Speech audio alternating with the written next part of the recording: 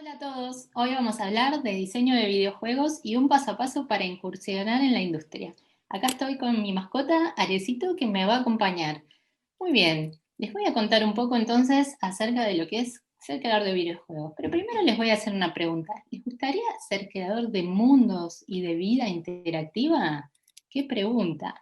Bueno, les cuento, soy Mara Ares, soy autora del libro Videojuegos, Construye tu empresa en 10 pasos, fundadora de Ares Gaming Labs, miembro de la Asociación Argentina de Desarrolladores de Videojuegos, docente en varias universidades de Game Design, mentora del programa Entrepreneurs, donde jóvenes emprendedores en videojuegos comienzan sus proyectos en Estados Unidos y ganadora de la beca Gamescom para asistir a la feria de videojuegos más grande del mundo.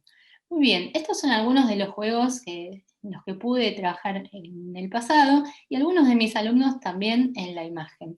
Pero hablemos de videojuegos. Estos son los videojuegos más vendidos de la historia. Podemos ver la cantidad de copias aquí junto a los nombres y si prestamos atención, los dos primeros juegos fueron desarrollados por una sola persona, tanto Minecraft como el Tetris. Bien, las tres áreas principales en el diseño de videojuegos son programación, el arte visual y diseño de juego, o lo que llamamos también comúnmente game design. Podemos desarrollar distintos tipos de juegos. Seguramente algunos de ustedes van a preferir los juegos AAA, otros los juegos midcore, que son juegos un poco más pequeños, medianos, y por otro lado tenemos los juegos indie o de desarrolladores independientes o pequeñas empresas.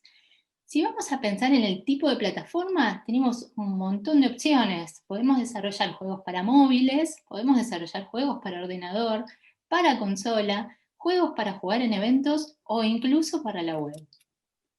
Entonces, ¿quién quiere ser? Bueno, tenemos distintos roles que podemos ocupar dentro de la industria del diseño de videojuegos. El primero es el de productor. El productor controla los tiempos de desarrollo y es el responsable de que el juego llegue a buen puerto, es decir, que se desarrolle bien. Le gusta mucho crear y coordinar. Por otro lado, tenemos los artistas. Tenemos artistas 2D, que como podemos ver en la imagen es una persona que le gusta mucho hacer ilustraciones. Es probablemente el que está dibujando durante las clases. El artista 3D que modela escenarios, personajes, se imagina los mundos y los crea con distintos software, le gusta moldear y crear. Tenemos el animador, es el que le da vida a los personajes, a los escenarios y les pone movimiento, una persona creativa, imaginativa y observadora. Tenemos los programadores también, hay distintos tipos de programadores, como podemos ver en la imagen. Una persona que le gustan las matemáticas, la lógica, el descifrar enigmas. Esa persona que quizás le gusta desarmar todos los aparatos. Y dentro de los programadores, por ejemplo, podemos encontrar el de inteligencia artificial. Es quien se encarga de programar, por ejemplo, a los enemigos, a los fantasmas en Pac-Man, ¿sí? A los aliados y también incluso las tomas de decisiones de la máquina. Y por último, el programador de física. Es quien emula la física en lo que sería el ambiente del juego. Le gusta la matemática vectorial, la física dinámica y la mecánica. En esta imagen podemos ver una representación de lo que sería Angry Birds. Tenemos el músico, el diseñador de sonido, quien elige, crea, edita todo lo relacionado al ambiente, no solamente los clics de los botones, sino también las intros y toda la banda sonora. Les gusta mucho comunicar a través de la música. Hay otros perfiles que también complementan, como el analista funcional, que es quien se encarga de supervisar los procesos informáticos. Vendría a ser una mezcla de productor y programador, ¿sí? Le gustan las dos cosas, ¿sí? Y analizar al detalle el proyecto. Y uno de los roles más conocidos es el de diseñador de juego o game design, que no es necesariamente un artista visual, sino aquella persona que piensa en las reglas, en las mecánicas, ¿sí? En todo lo que tiene que ver con la estrategia de niveles, de misiones. Es un estratega creativo, podríamos decir. Del game design también se desprende el diseñador de niveles. A veces es la misma persona que ocupa los dos roles y a veces son dos personas distintas.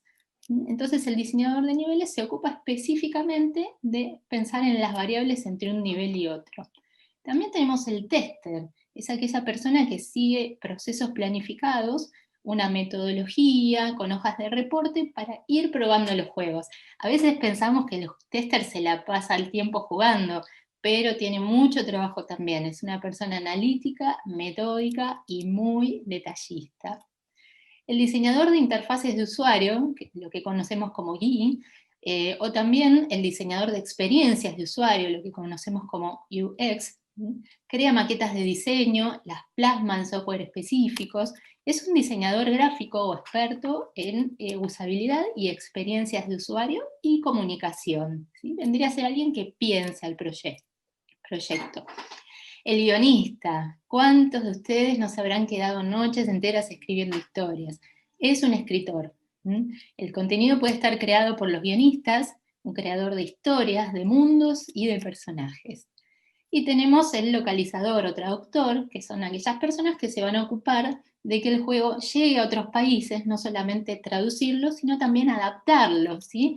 Adaptarlo a los hábitos, a las costumbres, la cultura, culturas distintas. Bueno, cuando empezamos a armar un proyecto de videojuegos podemos empezar por cualquier lado. Muchas veces puede ser elegir un tema, un guión, como los extraterrestres nos invaden. Una vez que elegimos un poco el tema, es delimitar el proyecto. Para eso se utiliza un documento que se llama Game Design Document o GDD. Vamos a pasar después a pensar el juego como una maqueta, ¿sí? Lo que llamamos wireframes, un flujo de pantallas, en qué consiste la jugabilidad, ¿sí? Tarea del game designer, el arte, como podemos ver en este caso el ejemplo de Sonic, ¿quién no lo jugó? La animación, ya sea 2D, 3D, ¿sí? O por secuencias de imágenes, la programación con lenguajes o con motores como Unity o Unreal, y por último, la forma de generar ingresos, que ya es otra historia aparte. Bueno, espero que les haya gustado esta presentación y que haya muchos creadores de videojuegos en esta sala.